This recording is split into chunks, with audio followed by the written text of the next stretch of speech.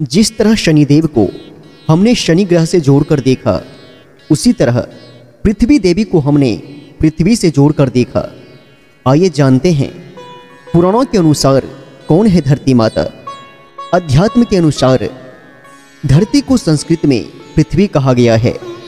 पौराणिक मान्यता में उन्हें भूदेवी कहा गया है। कुछ पुराणों में उन्हें भगवान विष्णु की पत्नी कहा गया है। अधिकांश विष्णु मंदिर में उन्हें श्री देवी और विष्णु के साथ दर्शाया गया है। कई बाराह मंदिर में वह भगवान बाराह की गोद में बैठी हुई दर्शाई गई है। दैत्य नरकासुर भगवान बाराह और पृथ्वी का पुत्र था, ऐसा श्रीमद् भगवत पुराण में कहा गया है। नरकासुर का वध भगवान श्री कृष्ण और उसकी पत्नी सत्यभामा ने किया था। आध्यात्मिक मान्यता है कि एक बार सतयुग में हरिनाक्ष ने उन्हें समुद्र में फेंक दिया, तब श्री विष्णु ने बाराह रूप धारण करके उन्हें बचाया था। ऐसा भी कहा जाता है कि उन्होंने त्रेता में माता सीता का अवतार लिया और श्री राम की सेवा की। ऐसा भी कहा जाता है कि उन्होंने द्वापर में सत्यभामा का अवतार लेकर श्री कृष्ण की सेवा की थी। इसके अतिरिक्त कुंती को भी पृथ्वी का अवतार माना जाता है। उत्तर भारत की मान्यता के अनुसार माता धरती की पुत्री सीता और उसके पुत्र का नाम मंगलदेव है, जो मंगल ग्रह के स्वामी है। पृथ्वी का नाम पृथु बताया जाता है। पृथु भगवान विष्णु के अंश से प्रकट हुए थे। पृथु को धरती का पहला राजा माना जाता है। कहते हैं कि पृथु ने सबसे पहले भूमि को समतल करके खेती करना शुरू की और सामाजिक व्यवस्था की आधारशिला रखी। लोगों ने कंदराओं को त्याग कर घर बनाना शुरू कर दिया। पृथु ने धरती को अपनी पुत्री के रूप में स्वीकार किया और इसका नाम पृथ्वी रखा।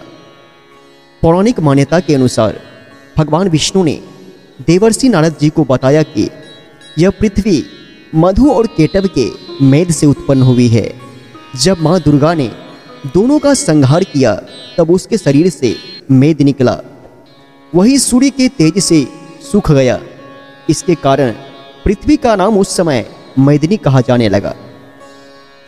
ब्रह्म वैवर्त पुराण के प्राकृतिक खंड में पृथ्वी माता के प्रकट होने से लेकर पुत्र मंगल को उत्पन्न करने तक की पूरी कहानी दी गई है। एक अन्य कथा के अनुसार महाविराट पुरुष अनंत काल से जल में रहते थे। समय के बदलने के साथ महाविराट पुरुष के सभी रोमकूप उनके आश्रय बन जाते थे। उन्हीं रोमकूपों से पृथ्वी का जन्म हुआ। कुछ कथाओं में पृथ्वी माता को महर्षि कश्यप की पुत्री कहा गया है। ब्रह्म वैवर्त पुराण के अनुसार 12 कल्प में दैत्यराज हिरण्यकश्यप का भाई हिरण्याक्ष पृथ्वी को चुराकर सागर में ले गया। भगवान विष्णु ने 12 अवतार लेकर हिरण्याक्ष का वध कर दिया तथा रसातल से पृथ्वी को निकालकर सागर पर स्थापित कर दिया, जिस पर परमपिता ब्रह्मा ने विश्व की रचना की।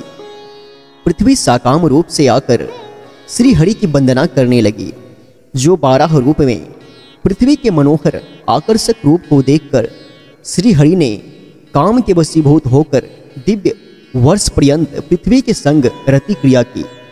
इसी संयोग के कारण कालांतर में पृथ्वी के गर्भ से एक महातेजस्वी बालक का जन्म हुआ, जिसे मंगल ग्रह के नाम से जाना जाता है। देवी भागवत में इस कथा का भी वर्णन है। तो दोस्तों, पृथ्वी के बारे में आज का प्रसंग आप सबों को कैसा लगा कमेंट सेक्शन में बताएं।